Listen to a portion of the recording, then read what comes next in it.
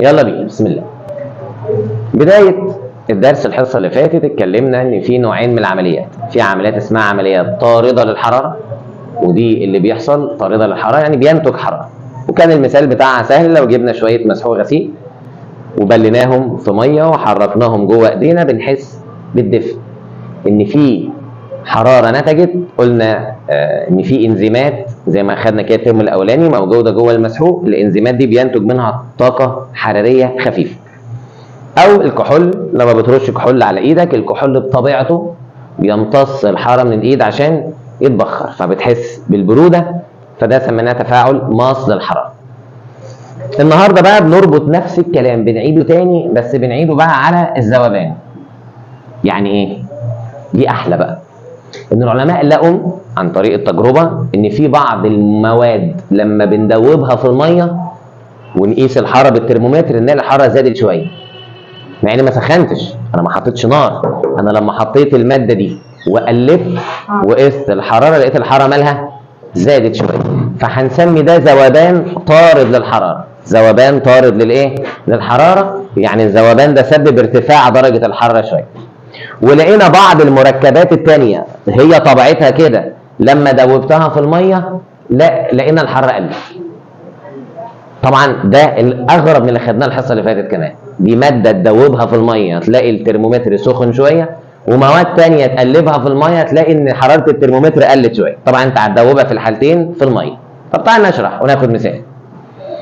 طبعا اولا بما ان الحراره الناتجه مش كبيره قوي، يعني ده مجرد شويه حراره زياده او شويه حراره ناقصه، فمنعا ان الحراره تخرج من الاناء اللي حاطط فيه الماده دي بنستخدم مواد عازله. وبما ان كنا واخدين الترم الاول البوليسترين كماده عازله فبنستخدم اكواب، كوبايات، مش كوبايه عاديه بقى، لا بنستخدم كوبايات موجوده عندنا في المعمل مصنوعه من ماده عازله عشان الترمومتر يلحق يقيس درجه الحراره ما تتسربش من جوه الاناء.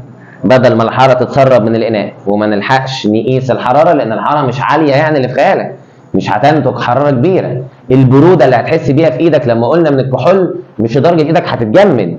الحراره لما تيجي تحط مسحوق غسيل في ايدك مبلول وتعمله كده مش اللي هتخلي ايدك تتلسع، مجرد حراره خفيفه، يعني مش تفاعل كيميائي شديد زي ما التفاعلات الكيميائيه الثانيه ينتج منها انفجار او نار او شرار، لا حاجات بسيطه جدا.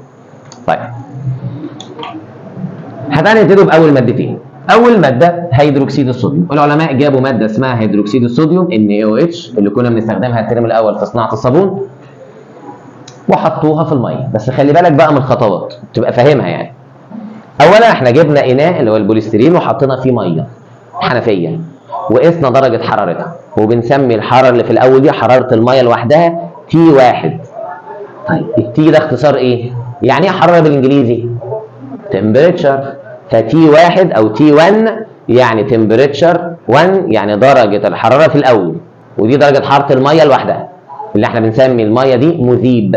بنسمي ان الميه مذيب عشان دي اللي بتدوب. طيب بعد ما قسنا حراره الميه وكتبنا الرقم على جنب، رحنا جايبين الماده بتاعتنا بقى اللي هي هيدروكسيد الصوديوم ورحنا مدوبينها في الميه ومقلبين وحسبنا درجه حرارتها لان الترمومتر ما زال موجود. كان الغريب ان لقينا درجه الحراره زادت، يعني T2 يعني تمبريتشر 2 يعني الحراره في النهايه بقت اكتر. طيب هل احنا سخنا؟ لا. هل في شمس في حراره حواليها؟ لا. يبقى الحراره الوحيده اللي جت ظهرت بعد ما دوبت مين؟ هيدروكسيد الصوديوم. يبقى هيدروكسيد الصوديوم ذوبان هنسميه كما قال العلماء ذوبان طارد للحراره، وده طبيعه في هيدروكسيد الصوديوم زي طبيعه الكحول. هو طبيعته لما ترشه على ايدك هيمتص الحراره من ايدك ويتبخر، رشيته على لوح ازاز هيمتص الحراره من الازاز ويتبخر. هو دي طبيعته. دي مركبات كيميائيه ربنا خالقها واحنا بنحاول نستكشفها. احنا مش احنا اللي بنخلي العناصر او بنخلي المواد هي اللي اللي تمتص الحراره او تطلق الحراره، لا. خلاص احنا لقينا الماده بتتصرف بالشكل ده. فبالتالي تعالوا بقى نقرا عملنا ايه. قال لي بكل بساطه بص، عند اضافه هيدروكسيد الصوديوم اللي هو الماده بتاعتنا للميه مع التقليب، حطيناه في الميه وقلبنا لقينا الحراره النهائيه اللي هي حراره الميه وهيدروكسيد الصوديوم اكبر من الحراره الابتدائيه اللي حراره مين لوحدها؟ الميه. يعني لما ضفنا هيدروكسيد الصوديوم الحراره زادت، يبقى اكيد هيدروكسيد الصوديوم عمل حاجه. ما هو حراره الميه لوحدها كانت قليله، بعد ما ضفنا اهو عند اضافه هيدروكسيد الصوديوم للميه والتقليب لقينا الحراره بقت اكبر، يبقى اكيد هيدروكسيد الصوديوم عمل حاجه. ما احنا ما ضفناش حاجه ثانيه، لا في نار ولا حراره ولا شمس ولا حاجه. فقال لك اهو الاستنتاج زي ما قلنا ان ذوبان هيدروكسيد الصوديوم دي عمليه طارده للايه؟ للحراره. هو طبيعته كده، لما بيتحط في الميه وبيدوب بيطلع شويه حراره صغيرين بقى كبار. العلماء طالما طلع حراره فسموه ذوبان طارد للايه؟ للحراره. عشان كده قال لي ادت لرفع درجه حراره الوسط المحيط.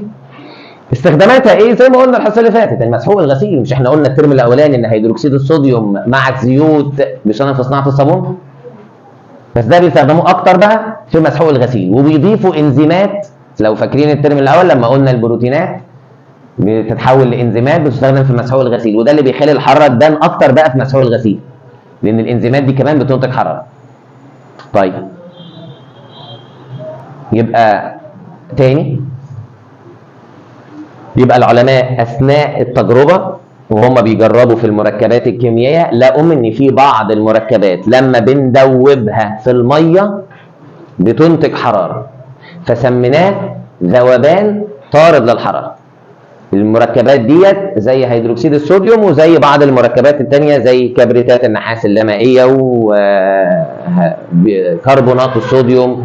خلاص، في بعض المركبات هناخدها دلوقتي بس زيها زي هيدروكسيد الصوديوم، بس هو جاب لك مثال واخده من الترم الاولاني. فيبقى المثال من نوع المألوف، فوانت بتذاكر ما تتحولش لطالب ايه؟ حلوف ايه؟ لا يعني المثال مألوف فانت. طيب طبعا مستر ماشي، ذوبان طارد الحراره اوكي ممكن نقبله شويه، لكن ذوبان مص للحراره العكس بقى. طب ايه المشكله؟ لو اخوك الصغيره او اختك الصغيره عندها سلايم، مش دايما لما تمسك السلايم ده بتلاقيه ساقع؟ طب ما ده طبيعته كده، هو طبيعته كده. فابتدينا نفكر، طب السلايم ده عباره عن ماده جيلاتينيه، طب انا ممكن نستفيد بيه ازاي؟ ابتدوا يعملوا بيه لزقات خافض للحراره، نازله موضه بقالها كام سنه، مش عارف شفتوها ولا لا.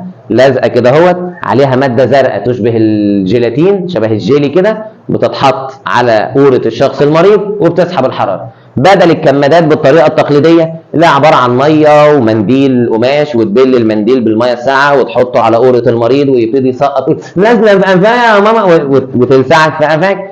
وغير ان انت لو قمت هيقع منك المنديل فهتضطر تبقى نايم لغايه لما حرارتك تنخفض وبعد كده تقوم.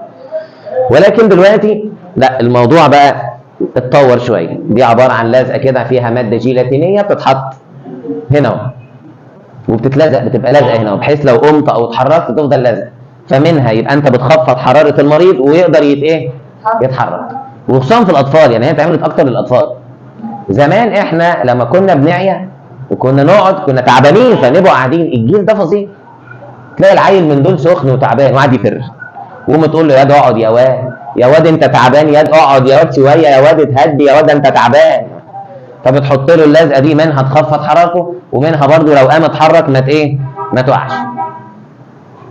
طيب فهو مش بيديك منهج بعيد عن حياتك، بس هو يمكن علشان الطريقه بتبقى غريبه والاسم ذوبان طارد وذوبان ماس والاسامي المركبات، فانت بتبقى مستغرب شويه. طيب ايه المثال اللي جابوه لنا؟ مركب او ملح اسمه نترات الامونيوم. اهلا وسهلا، ابتدينا. نترات الامونيوم، طبعا النترات لوحدها كنا واخدينها في اولى اعدادي NO3، والامونيوم لوحده كان NH4، فلما اتحطوا على بعض NH4 NO3. طيب يبقى هنحفظ الاسم. طب مستر هو لازم الرمز؟ الطالب الشاطر ما بيفصلش. طب لو الاسم صعب عليا يا مستر، يعني انا مستوى ضعيف، معلش افضل حاول فيه مره واثنين وثلاثه، اهم حاجه ربنا يشوفك بتحاول، بس ده اللي ربنا عايزه منك. مش مطلوب من كل الناس يطلعوا اوائل، لان مستحيل، ما هو لو الناس كلها طلعت دكاتره البلد دي هتخرب. احنا محتاجين دكاتره، محتاجين مهندسين، ومحتاجين سواقين، ومحتاجين نقاشين ونجارين وكل دي مهن جميله وعظيمه ومهن شريفه. فما ينفعش الناس كلها هتطلع دكاتره. امال مين اللي هيصلح لنا الحنفيه لما تبوظ؟ فهي طبيعه الحياه كده، ناس دكاتره، ناس مهندسين، ناس مش هتكمل هو ده الطبيعي.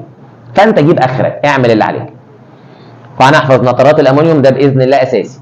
يا ريت بقى نحفظ الرمز عشان ممكن يجي لك في اخطر NH4NO3. دي اغرب بقى. احنا جبنا كوبايه ده البوليسترين ماده عازله، حطينا فيها شويه ميه وقسنا حرارتها بالترمومتر، وقلنا دي T1 T اختصار تمبريتشر يعني درجه الحراره. فدي درجه الحراره الاولانيه، ده درجه حراره مين؟ الميه الحنفيه عاديه. وبعد كده رحنا جايبين الماده بتاعتنا اللي نترات الامونيوم وحطيناها في الميه وقلبنا، وكانت المفاجاه لقينا T2. مين T2 دي؟ لا مش T2 ده اسم واحد، T2 يعني تمبريتشر 2 درجه الحراره الاخرانيه. لقيناها قلت. ايه ده؟ قلت راحت فين؟ احنا حطينا تلج ولا حطيناش تلج؟ احنا حطينا نترات الامونيوم. وده معناه ان نترات الامونيوم كماده بطبيعتها تشبه الكحول بتشفط الحراره، بس الغريب ان الكحول كان بيمتص الحراره من ايدك عشان يتبخر، والفريون كان بيسحب الحراره من الاكل ويتبخر، وبعد كده بيروح بقى ورا الثلاجه وبعد كده يخرج الحراره، فلما يخرج الحراره يبتدي يبرد ويرجع تاني ساخن. هنا بقى نترات الامونيوم هتسحب الحراره وتوديها فين؟ قال لك شبه حاجه كنا خدناها الترم الاولاني. تعال نفكرك. كنا الترم الاول بنقول لو معانا شويه تلج والتلج حرارته 0 وسخناه، حطينا معاه ترمومتر، التلج هيبتدي ينصهر وهتلاقي الحراره واقفه عند 0.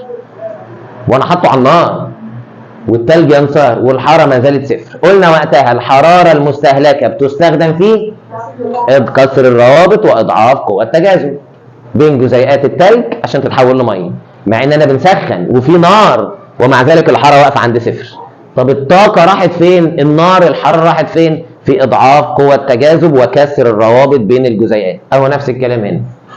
دلوقتي نترات الامونيوم بقى العكس، شبهها، هيسحب الحراره من الميه، ما انا حطيته فين؟ في الميه، فهيسحب الحراره من الميه ويخفيها.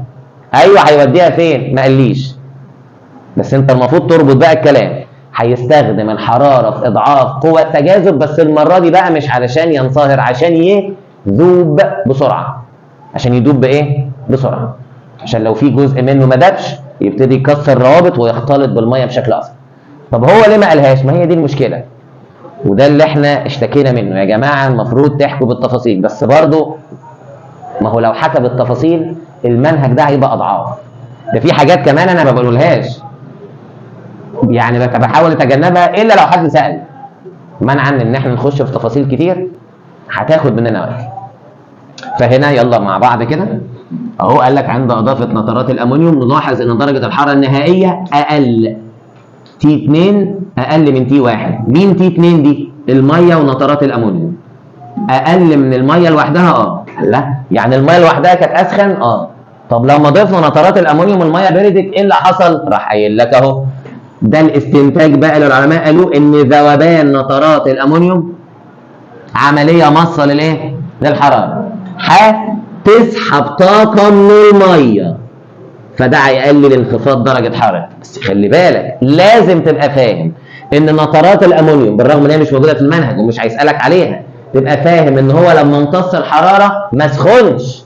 لو امتص الحراره وسخن يبقى الكلام اللي بيقوله العلماء ده غلط، لان هو لو سخن ما هو موجود حوالين الميه، فلو سخن هيسخن الميه، فيبقى كده الترمومتر حرارته مش هتقل، المفروض حرارته تفضل زي ما هي. لا ده بياخد الحراره وتختفي، وكانه خد الحراره ونقلها ووداها فين؟ انت بقى فاهم ان هو هيستخدم الحراره عشان يضعف قوى الروابط وقوى التجاذب ويكسر الروابط اللي جوه، عشان يبقى سهل في الذوبان ان بقيه المكونات بتاعته تدوب. لان زي ما اتفقنا الذوبان ما بيتمش كله في لحظه واحده، بيتم على مراحل. زي ما بتحط السكر، وحتى لما تبتدي تقلب بيبتدي السكر يدوب حبه في حبه، مع انه محطوط كمان في ميه سخنه. تخيل ده محطوط في ميه عاديه، فبياخد الحراره عشان يكسر الروابط ويضعف قوى التجاذب فيدوب بسهوله. راح عامل لي مقارنه او ابتدى يكمل المقارنه بشويه معلومات، واهم معلومه فيهم التعريف والامثله، لان الباقي كلام احنا قايلينه. بس برضه تعالوا نقوله تاني. الذوبان الطارد للحراره تعريف. طبعا اتفقنا ان الذوبان عمليه فيزيائيه، لان احنا ما كسرناش روابط ولا عملنا حاجه. حتى الحراره هنا لما ضعفت الروابط وكسرت الروابط، كانت كسرت الروابط عشان المركب ده يدوب، ما تكونش ماده جديده، هو نفس المركب بس ضعف قوه التجاذب. يبقى عمليه فيزيائيه هيصاحبها انطلاق طاقه. الناس بقى اللي بتحب تفهم لازم وانت بتذاكر تعرف الحراره طلعت من مين وراحت فين. هي هتطلع من الماده المذابه زي هيدروكسيد الصوديوم، هتروح لمين؟ للوسط المحيط اللي هو الميه. عشان كده الميه ايه؟ زادت درجه حرارتها. وزي ما اتفقنا هو مش سحر، هو طبيعه في هيدروكسيد الصوديوم، لما بيدوب بيطلع حراره. الحراره هتروح لمين؟ للميه اللي حواليه اللي هو الوسط المحيط، فهترفع حرارتها شويه، مش جامد حرارتها، بس طالما زادت من غير تسخين ومن غير نار غريبه. يمكن انت مش عارف، مش معجب بالموضوع، يمكن عشان انت ما درستش كيمياء او ما جربتهاش. احنا كنا بنجرب في الكليه بايدينا وبنشوف الحاجات دي قدامنا، هو اصلا بيبقى عليها درجات فبتبقى انت متعحنن، بس بصراحه بتبقى حلوه لما تجرب بايدك وتقعد تشرح بقى يعني لما شرحنا السمكه في حاجه اسمها الحويصله الهوائيه، يبقى معاك مشرط كده بتفتح بيه السمكه، لو فرقعت الحويصله الهوائيه تاخد 0 في الامتحان. يعني لازم ودي عباره عن ايه؟ عارف لما بتاكل لبان وتنفخها بتطلع بتاع كده اهو خفيفه، يعني لو نفخت فيها كده فلازم بالراحه، والله تحس ان انت دكتور بتعمل عمليه قلب مفتوح. وجايب لنا سمك بجد، وبصراحه كان سمك بلطي بس يعني والله الحمد لله ما فرقعتش معايا. لازم ومشرط ومقص وتفتح، ولازم الدكتور يجي يشوفها وهي سليمه. طب افرض كانت سليمه وفرقعت راحت من 0 من 10، بس بصراحه كانت ممتعه. هو انت بتبقى واخد 0 وانت طالع، بس يعني بتحس ان انت يعني ايه، وما بدوناش السمكه. طب انا اخدت 0 اديني السمكه تاني. يبقى الذوبان طارد الحراره عمليه فيزيائيه هيصاحبها انطلاق طاقه من مين؟ من الماده المذابه زي ما قلنا فوق هيدروكسيد الصوديوم. الحراره هتروح لمين؟ للوسط المحيط اللي هو الميه، عشان كده بترتفع درجه حراره الميه، عشان كده الحراره النهائيه هتبقى اكبر من الحراره الابتدائيه. ليه؟ لان الماده المذابه اطلقت طاقه للميه، فبقت حراره النهائيه اكبر من الحراره الابتدائيه. طب هنا برضه عمليات فيزيائيه بس هيصاحبها ايه؟ امتصاص طاقه. مين بقى اللي هيمتص طاقه وهيمتصها من مين؟ اللي هيمتص طاقه الماده المذابه اهو، امتصاص طاقه بواسطه الماده المذابه. الماده المذابه هتمتص الطاقه، يعني الماده المذابه زي نترات الامونيوم هتمتص الحراره من مين؟ من الميه اللي احنا بنسميها الوسط الايه؟ المحيط او المذيب. عشان كده لما امتص الحراره من الميه انخفضت درجه حراره المحلول، وعشان انخفضت درجه حراره المحلول هتبقى الحراره النهائيه اقل من الحراره الابتدائيه. فالكلام مرتبط ببعضه. انا عارف ان ممكن الكلام يبقى رزل، ممكن تحس ان الموضوع صعب، ولكن يا ابني الحياه كده مفيش راحه زي ما بيقولوا كده الا في الجنه باذن الله، وربنا يجمعنا كلنا كده في الجنه ونشرح لكم هناك برضه، والله ما انا زيكم. طيب معلش انت لما تكبر والله هتحس ان مذاكره المنهج اهون بكتير من المسؤوليه اللي عليك. يعني اسال ماما كده واسال بابا لما تقول له يا ماما دلوقتي المسؤوليه دلوقتي ولا ترجعي تاني طالبه تذاكر؟ تقول لك نذاكر وخلاص، مش دلوقتي بقى غسيل وطبيخ وتنفيض واكل مين وشرب مين ومين راح الدرس ومين ما راحش الدرس ومين تعبان ومين عامل ايه. خلاص، فمسؤوليه. الاب برضه نفس كده، تقول له بابا المسؤوليه دلوقتي ولا ترجع؟ تقول لك نرجع، انا كان اخري ايه؟ مذاكر كلمتين وانا قاعد على السرير، اكلي وشربي جاي لغايه عندي. فعشان كده لازم تقدروه. هو ساعات لما بيشد عليك بيزعق لك ويقسو عليك مش عشان هو بيكرهك، هو بيبقى شايفك مقصر، هو مش عايز كده، لان ربنا ما يحبش كده. لو سالت نفسك اكيد ربنا يحب ان الطالب يقعد يذاكر مذاكره من حديد، لان دي وظيفتك. فاكيد احنا لما بنتدلع كتير شيء طبيعي، انت محتاج راحه ومحتاج ترفص عن نفسك، ترفص شويه. بس في ناس بتأفور خلاص ويقول لك يا عم منهج ايه وهنغشه. لا، تخيل كده زي ما كنا زمان وانت قاعد تذاكر، هو ربنا شايفك، فلو شايفك وانت بتذاكر احسن بكتير لو شايفك وانت قاعد تلعب. فالكلام والله حتى لو نزل، بس خلي في نيتك كده انت تكرره وتعيده وزيده مره في 2 في 17 في 180 الف، هتيجي معاك ان شاء الله. طيب، وبتبدا العكننه مع الامثله. ان احنا كنا فاكرين هو ادانا مثال هنا فنحفظه هيدروكسيد الصوديوم، وادانا مثال هنا نحفظه نترات الامونيوم، وكل عام وانتم بخير. ولكن المفاجاه ان هو جاب لي امثله تاني. طيب زي ايه؟ طبعا هو احنا اتفقنا الطارده زي هيدروكسيد الصوديوم، ومعانا كمان كربونات الصوديوم، فيها 2 فيهم صوديوم اهو، ومعانا كلوريد كالسيوم. طيب ده فكروني بقى نصلحوه في اخر الحصه، كبريتات مش كربونات، وده برضو كبريتات مش كربونات.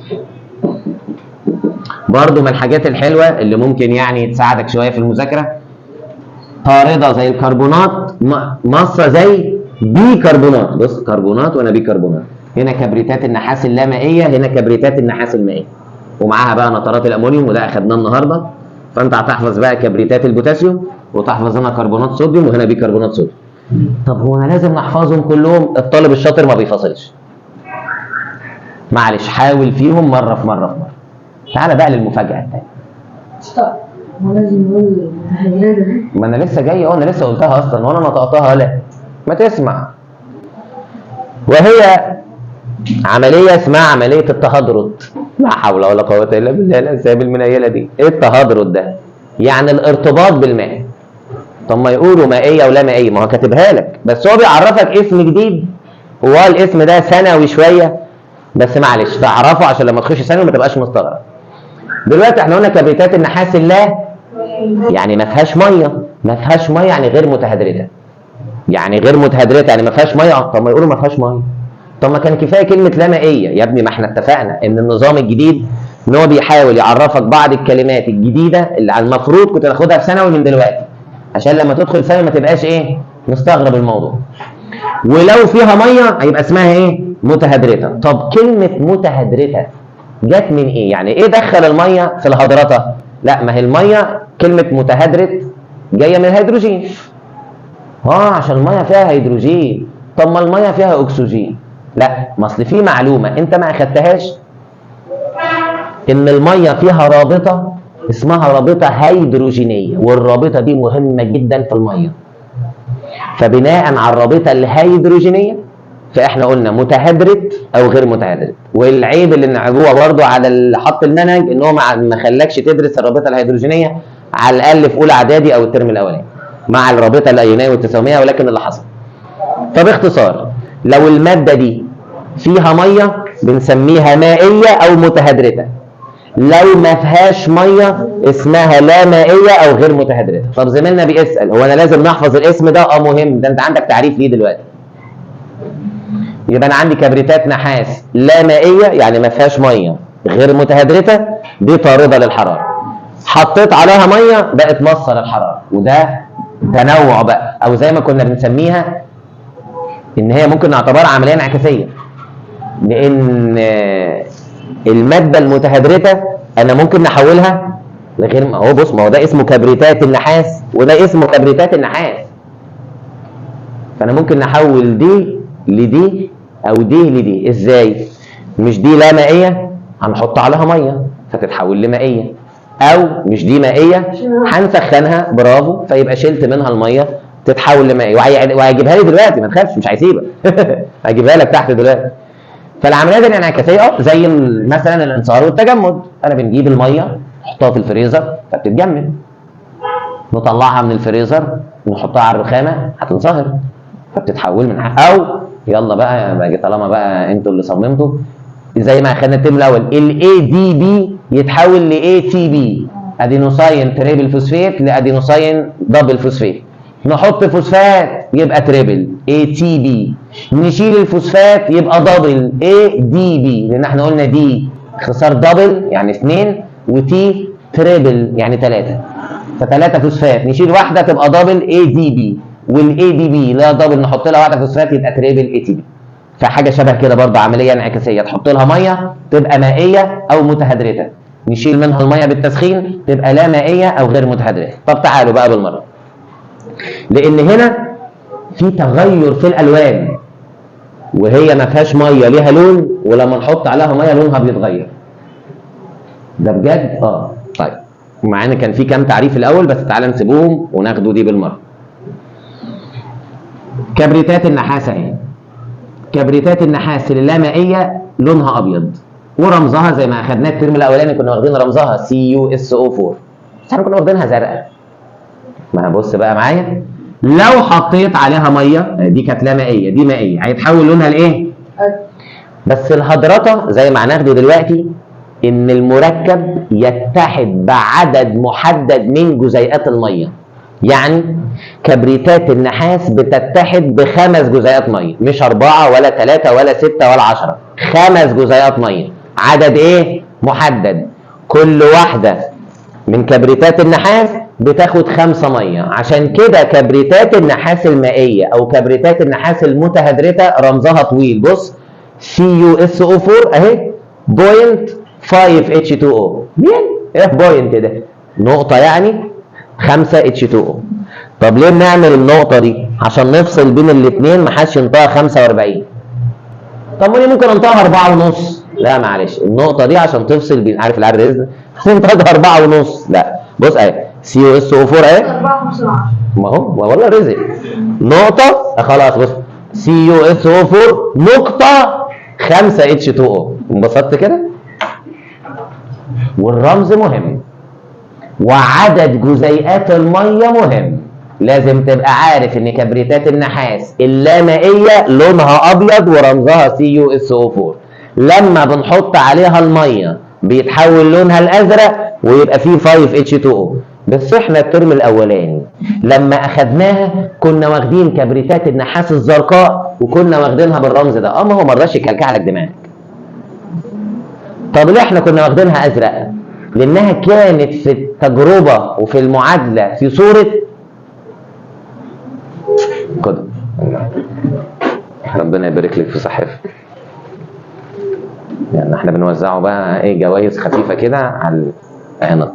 محلول، مش احنا كنا واخدين في التجربه محلول كبريتات النحاس الزرقاء؟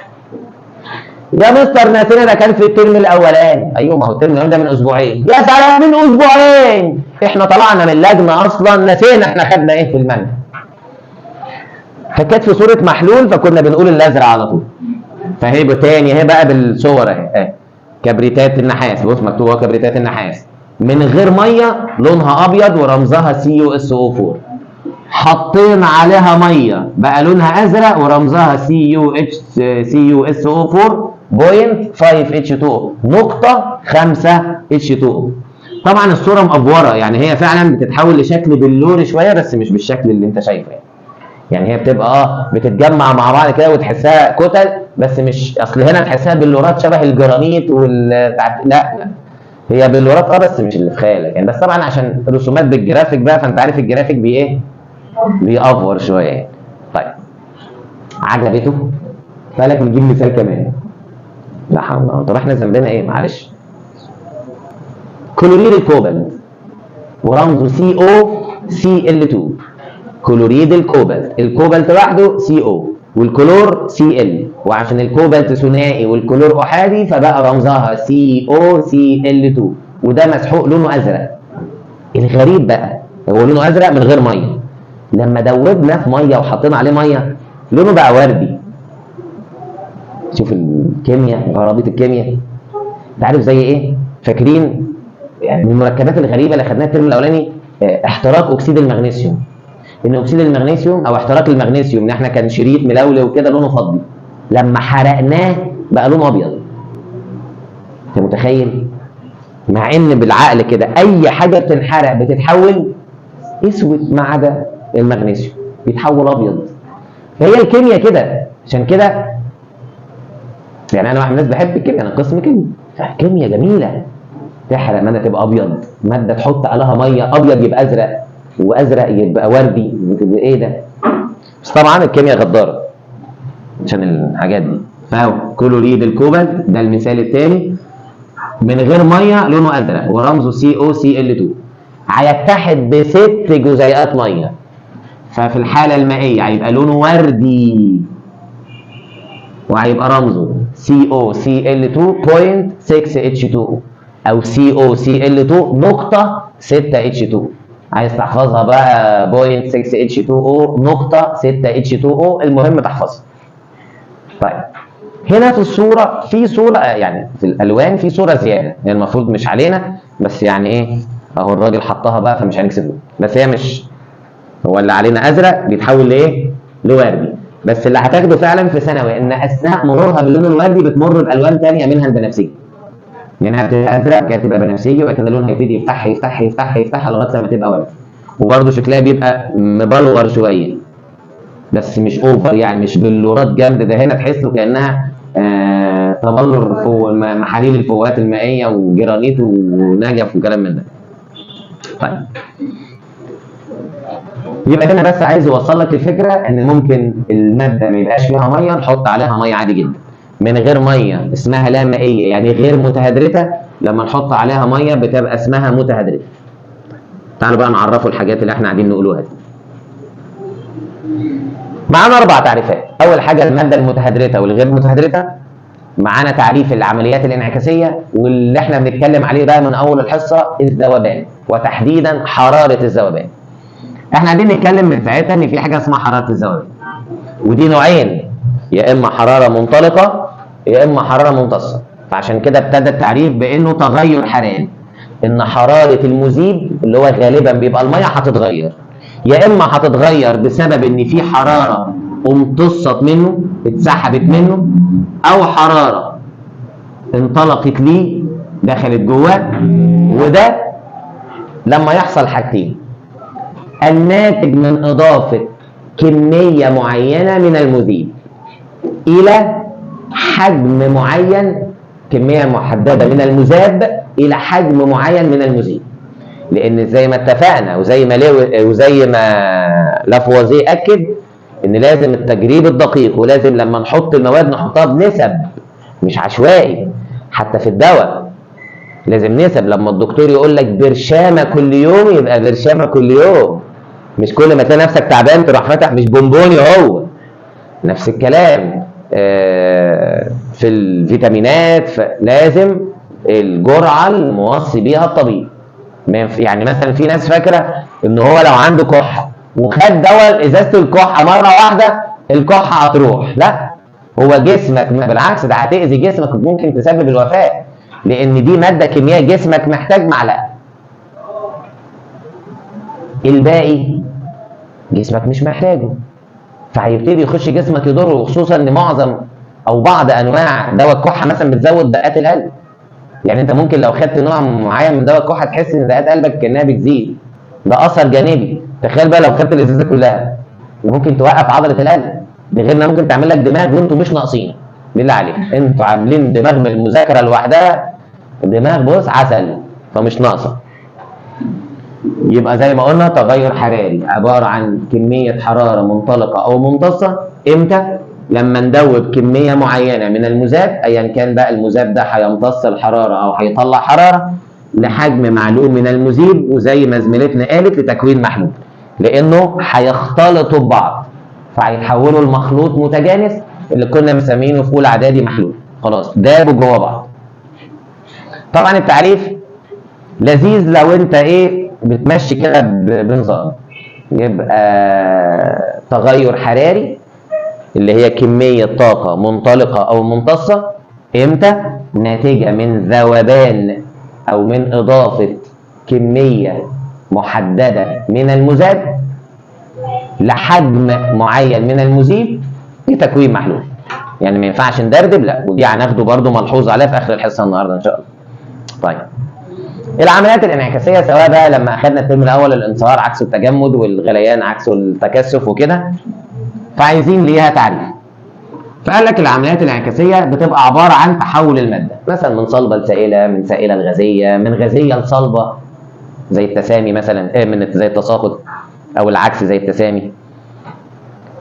وطالما ده تغير فيزيائي يبقى مش هيحصل لا كسر روابط ولا تكوين روابط جديده. عشان كده قال لك التي لا تتضمن كسر او تكوين روابط جديده. كل اللي بيحصل الماده بتتحول من حاله الى اخرى، تحول الماده مع ضمان الحته الكوميديه المفروض اللي هي بديهيه اللي قالوها المره اللي فاتت، مع امكانيه رجوع الماده لحالتها الاصليه. طيب ما الماده ممكن ترجع لحالتها، لو انا يعني لما نحط شويه ميه في الفريزر ويتجمدوا خلاص بقوا تلج المدى الحياه؟ لا طبعا، مجرد ما هنطلعهم من الثلاجه ونحطهم في كوبايه عصير ولا نسيبهم على الرخام هيسيحوا. فبالتالي مع امكانيه عوده الماده لحالتها الاصليه، يبقى هو تغير حاله الماده ولا تتضمن كسر او تكوين روابط جديده مع امكانيه عوده الماده لحالتها الاصليه. طيب الماده بقى المتهدرته اللي هي المائيه، او الماده الغير متهدرته اللي هي لا مائيه، ببساطه بتبقى جزيئات ملح غالبا ترتبط بعدد ايه من جزيئات الماء، زي مثلا كبريتات النحاس الزرقاء دي هترتبط بعدد محدد وتحديدا 5 جزيئات ميه. طيب الماده اللامائيه الغير متهدرته هي ماده نزعنا منها جزيئات الماء، وغالبا هيبقى بالتسخين اللي هي كبريتات النحاس البيضاء. فهي ديت ما فيهاش ميه، نحط عليها ميه تبقى زرقاء، نسخنها تتبخر الميه ترجع بيضاء، نحط عليها ميه ثانيه تبقى زرقاء. وده اللي منكم هيخش مثلا كليه علوم هتاخدها في الامتحان العملي، يجيب لك ماده ويقول لك اعرف لي دي الماده دي تبقى ايه. طبعا انت بتقسمها اجزاء، بتاخد شويه تحط عليهم ميه، لو تحول لونهم لكذا يبقى ممكن تبقى كذا، لو ما تحولتش تروح مجرب مره تسخن مره تعمل لغايه لما توصل بقى. ممكن توصل من اول خطوه تحط عليها ميه تبقى زرقاء، خلاص معروف بقت زرقاء يبقى دي كده. ما جربتش اقعد تحاول تحاول تحاول تحاول لغايه لما يبان لك اصحاب بقى. طيب طبعا ده سؤالين اللي احنا لسه قايلينهم، واجابه للناس اللي بتحب يبقى قدامها اجابه. لان في طالب يقول لك يا مستر اديني السؤال باجابته، وهتلاقي بص طور هايج في قلب الملزمه، هتلاقيني في الملزمه بص نحفظه زي اسمي. وممكن تختصره عشان الناس اللي تتخض من من يقول لك كل دي. فبص يا سيدي، فبيقول لك علل ترتفع درجه حراره الميه لما حطينا هيدروكسيد الصوديوم. احنا خدنا فعلا الميه حرارتها بتزيد لما بنضيف هيدروكسيد الصوديوم. ببساطه هيدروكسيد الصوديوم عمليه ايه؟ طارده للحراره، او ذوبان ايه؟ طارد للحراره. يبقى قالنا ذوبان هيدروكسيد الصوديوم ذوبان طارد للحراره. في ناس بتقف لغايه هنا، بس يعني الاجابه تحسها يعني كروته شويه، فزود قول له اللي حصل. هتقول له هتنطلق طاقه، اخذنا طاقه من الماده المذابه اللي هو هيدروكسيد الصوديوم نقلناها لجزيئات الميه اللي هي المذيبه، وبعد كده بنزود له معلومه من الترم الاولاني مما يرفع طاقه الايه؟ الحركه، وبالتالي تزداد درجه الحراره. فاكرين لما قلنا الترم الاول تزيد درجه الحركه تزيد درجه الحراره، تقل طاقه الحركه تقل درجه الحراره. ومثلناها بجسم الانسان لما بتنزل الالعاب وتجري جسمك بيسخن، نتيجه حركه جسمك بيسخن. عشان كده الامهات تقول لك ايه يا حبيبي بعد ما تخلص الالعاب ما تشربش ميه ساعه عشان جسمك سخن. لما تلعب في الشارع وتجري ما تشربش ميه ساعه عشان جسمك سخن. ليه؟ لان الحركه بتسبب زياده درجه الايه؟ الحراره. طب انا لازم نكتب كل ده؟ الافضل احنا اتفقنا كل ما هتختصر في الاجابه هو ممكن يختصر في الدرجه. مش مضمونه يا ترى المصحح بقى قلبه حنين هيعديها ولا هينقص. عشان كده في كتير منكم بيشتكي ان هو ناقص، بس خلي بالك كتير من الطلبه وخصوصا اللي في تربيه وتعليم بيشتكوا ان هم ناقصوا جامد. في مدرسين بيبقوا قاصدين يعملوا كده، ينقصوك جامد في الترم الاول، وده عشان حضرتك تروح المدرسه الترم الثاني وتشد برضه في نفسك الترم الثاني. لان كتير من الطلبه لو لقى نفسه جايب 99% في معظم المواد ولا 98 ولا 95 يقول لك ده انا 100 بقى الترم الثاني مش مشكله، ده انا جايب درجات زي الفل، يبتدي يريح الترم الثاني. هي بصراحه حركه يعني غريبه، ويعملوا الغلطه ب5 درجات و4 درجات و6 درجات، حركه ملهاش لازمه. ولكن اهو اللي حصل. ما تلومش نفسك، وبرضه ما تلومش المدرس. يعني ممكن انت تروح تكون افتكرت ان العيب في المدرس مثلا اللي كنت عنده الترم الاولاني، فتقول لا ده المدرس هو السبب. لا، ممكن يبقى المدرس مظلوم، وانت اكيد قست كده. يعني انا طالع من الامتحان عارف نحل يعني الاسئله دي انا اخدتها ولا لا، كنت بنفهم ولا لا، عشان بس ما تخليش الدرجات ديت تصدم المدرس اللي انت كنت عنده. تمام، وتقول ان هو السبب. مش لازم، ممكن يبقى عيني هو مظلوم، وان العيب ان مدرس المدرسه هو اللي مأفور الموضوع شويه او منقص الطلبه جامد. طيب، سؤال تاني برضو لسه واخدينه، اللي هو ليه هيتغير لون كبريتات النحاس من ابيض لازرق؟ انا عايز نقول له عشان حطيت ميه. بس ايه كل ده؟ علشان دوبناها في ميه. فانت لازم تقول له بقى كام جزيء ميه، والماده اللي كان لونها ازرق بقى. فهمت؟ فبتقول له طبعا بتبتدي ان هي بسبب ظاهره التهدرج. حط ميه شيل ميه، حيث ترتبط جزيئات كبريتات النحاس البيضاء اللي هي اللامائيه ب5 جزيئات من الماء. خلي بالك ان احنا اتفقنا بتتحد بعدد محدد، ودي 5. لو كلوريد الكوبالت كنت قلت له 6. فيتكون بقى كبريتات النحاس المائيه اللي لونها ايه؟ اسود. انا صعب عليا الاجابه دي، بس تكون صعب عليك مش عارف تحفظها بعد ما حاولت. ساعتها في الامتحان اكتب بقى اللي انت فاهمه، بس المهم ان انت تكون حاولت، لان ربنا هيبقى يعلم انت حاولت ولا بتجيب من الاخر وبتستسهل.